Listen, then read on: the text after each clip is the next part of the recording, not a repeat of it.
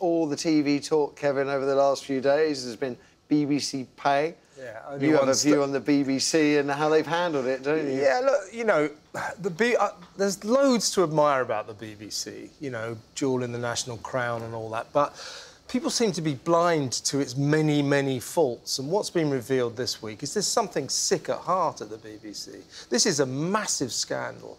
The gender pay gap, you know... Ethnic, disability. We don't know about disability. The ethnic pay gap is there, and these are terrible. Plus the vast amount of money they're paying to so many people, and the basic lie that if they didn't pay this money, the commercial channels would snap them all up. There's about 5 people on that list that would be snapped up. The rest of them are just plodders being very much overpaid.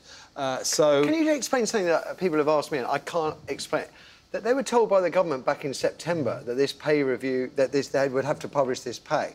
And yet, even though they've changed some people's contracts, they didn't seem to do anything to put their house in order. It's the BBC for you. They had 10 months to work on this, but of course what the BBC is, essentially, is an incredibly secretive organisation. And it fought against these revelations, and it always thought it would succeed in keeping them a secret. And guess what? At the last moment, it didn't succeed, and it was utterly unprepared. But they did brilliantly on Sunday, by pure coincidence, announced that the new Doctor Who would be a woman. How pathetic is that? So it's in big trouble, and it's got to put its house back in order. OK. Whether or not it will is a moot point. The BBC rarely rights its wrongs.